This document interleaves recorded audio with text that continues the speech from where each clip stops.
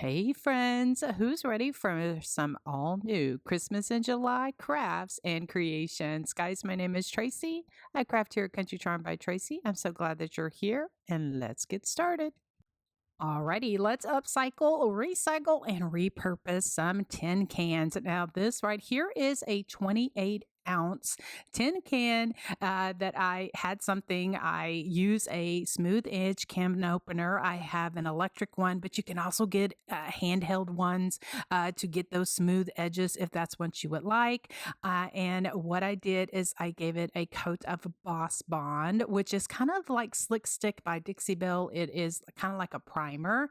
And then I gave them about 3 coats of buttermilk paint because I just wanted a really good coverage. Now, also, I am repurposing some empty ribbon rolls. And so they fit perfect in these 28-ounce cans. I just fit it in there. They fit very snug. That is going to give me the height that I need for my little candle holders. Now, those are from Hobby Lobby, the wood pile section. I just get a package of those, and I just gave them some, stain with Waverly wax and my baby wipe. I know you're not going to see them, but it made me feel better to give them that color of wax. Okay, for the Sweet Annie Christmas print. Now, this is something that I designed, and I will have an exclusive for you, my community. I'll have a link for it in the description box below if it's something that you would like to make as my gift to you. Now, guys, what I do is I have 2 of them. I printed on regular copier paper, and then what I'm going to do is just kind of rip around the edges, just guiding with my finger to kind of rip around. I don't use the water method or anything like that, but if that is something that works for you, perfect. But I just rip around the edges, and then to give it that blended age look, I am using vintage photo distress ink in my little finger dauber. This is my favorite way to make my little paper projects look distressed. So I just go around the edges until I get the darkness and the look that I like. This is the sealer that I spray on my printed projects that helps reduce any sort of bleeding or any sort of smudging. I also give it a spray of the glitter blast. I got those off of Amazon, and I will have a link for those in the description box. So I'm just Mod Podging on my little Annie Christmas print here, attaching it there. I like to start off in the middle, and then I just kind of work from there. And like I said, that spray works great so that when I put Mod Podge over it, it does not smear the ink that was on my little printable. So I'll just continue to add that on there, and then I will go ahead and add some coffee grunge. I just have some Mod Podge and some instant coffee that I just go ahead and just pat around until I get the darkness and the look that I want. Then the fun part begins. I'm just going to start putting in my embellishments. Now I attach the wooden candle holder there to the center, just using my Titebond Thick and Quick, as well as some hot glue. Then I add in some styrofoam just to give me something to stick my greenery or my florals into. And so then to cover all of that up, giving me that wispy look that I like for my primitive country projects, I add some excelsior. And then I start sticking in my greenery. I also add in some berries and some tin stars that I had on hand. I added a bow just by ripping strips of homespun fabric. I also have some sari silk ribbon that I just kind of put together and then just attached it there on the side. I like to use U-pins to put in bows like this for my little primitive country projects. Then for some added primitive country, I had to add some jingle bells. Now, these rusty jingle bells came from Hobby Lobby in the Christmas section. And so I just wired those on and then just stuck those in the can just to give me the primitive country look that I want. And I absolutely love how this one turned out. I added a faux flickering candle that I got off of Amazon, and I think this little project is just precious. So here are some decor pieces that I created, and I wanted to kind of encourage you. This is just ideas. You can do this for any season or any sort of decor that you want. I am using my advice from a Country Annie printable that I have available in my shop over at countrycharmbytracy.com. And so I wanted to show how to use these printables in decor pieces. All right, so these little pictures are something that I had picked up from Hobby Lobby, and so I'm repurposing them and turning them into some sweet decor. So I didn't even worry about painting over it or anything because the fabric is going to cover up all of the writing and that kind of thing. So I'm using the Mod Podge heat transfer method, and so then I attach my homespun fabric or the pattern fabric that I want on my board, and then I use my Cricut Easy Press. It's just kind of like an iron, and then I iron that on there, and then that attaches the fabric to the board. And so then, as I mentioned, these little advice from a Country Annie printables are available in my shop, and so I have a bundle available as well as different sizes. And so what I'm using here are the 5x7 sizes. And so this first one, I can cut it in half and I can rip around the edges. And the second one, I just cut it and then just use some ivory colored cardstock just to rip around, and then my vintage photo distress ink just to give it the darkness and blend everything in together. And it's all about layering when it comes to doing a project like this. All right, so then what I use is the sealer as well so that it doesn't, smudge or anything like that. And then also some glitter blast. And then what I do is I am going to start layering. So I just use some kraft colored cardstock that you can get at Hobby Lobby in the scrapbooking section. And so I rip it a little bit bigger so that it gives me that layering look that I like. I'm going to be putting some florals there at the top. So I'm going to leave a space for that. In the corners here, what I'm using, I'm adding some decorative tacks to the corners to give it a decorative look. I cut off the longer part of it because I don't want it to go through the back.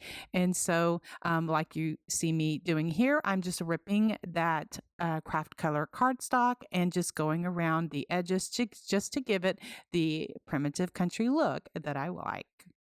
I have two different ones that I did. So I wanted to show the different if you use a little darker background or if you use the check, the red and cream check homespun. And I get my homespun either at Hobby Lobby in the fabric section or jubileefabric.com is a great place to get amazing homespun pattern fabrics. All right. So then to add my greenery and stuff, I just have some styrofoam that I attach a little bitty block there to the top, and then I just am gluing in different pine, greenery, cedar, all of that berries kind of thing. And then I'm going to show how I made the bow for one of these decor pieces. So frequently I get asked about my bows, and I am just using a bow dabra that you can get from Amazon or either at Walmart or at, Hobby Lobby, that kind of thing. I'm just ripping strips of fabric and then I am going to layer them. I just use my pinking shears to cut off because I love the decorative look that it gives to the edges of my fabric. And so I just do an X, just layering the patterns that I want. I also add some sisal grass to that. It gives a little wispiness to this bow. And then I top it off with my sari silk ribbon, which is a very nice touch to these primitive country decor pieces. I also wanted to give this little tip. I use Stiffen Quick Spray on my fabric bows just to give it a little bit of body and to stiffen that fabric up just a little bit so that it looks really nice and perfect here for my little decor pieces.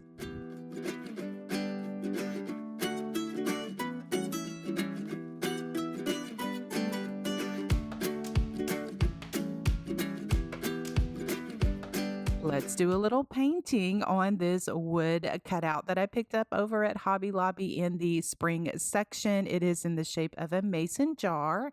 And so I'm going to be giving it some antique wax. I like to use this one from Amazon that I got. It's located in my Amazon store. And the reason that I like to do this, I want a little darker background. I brush it on and then just wipe it off with a paper towel. It gives me a little bit darker look than the antique wax that I get from Walmart, the Waverly one that I like to use as well. And so then I'm just taking my brush and just some buttermilk paint and just going through and making the plaid pattern that I like to do. Then I'm going to go ahead and paint some Christmas trees on there because I'm making kind of like a Christmas tree red truck kind of a theme here, like in my mason jar. And so I'm just using my fan brush and just some different colors of green just to paint some Christmas trees.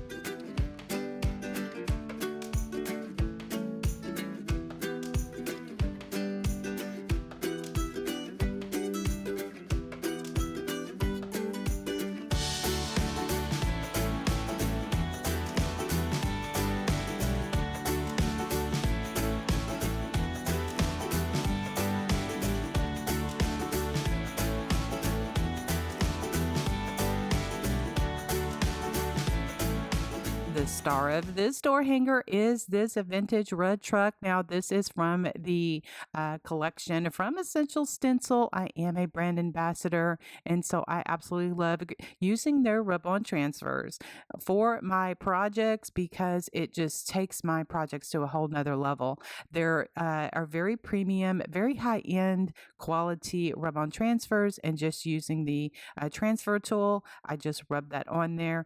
And then what the difference is between a rub-on transfer, it just kind of melts into your project and it just, or your surface, and it just gives it more of a hand-painted look versus a decal, or which is more like a sticker and it kind of sticks up a little bit.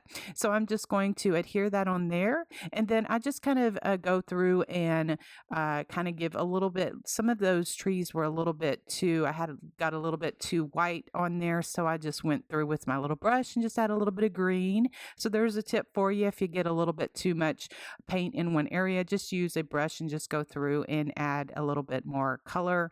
And then I'm just going to just continue to paint and add stuff to my little door hanger to set up my little red truck Christmas tree door hanger here.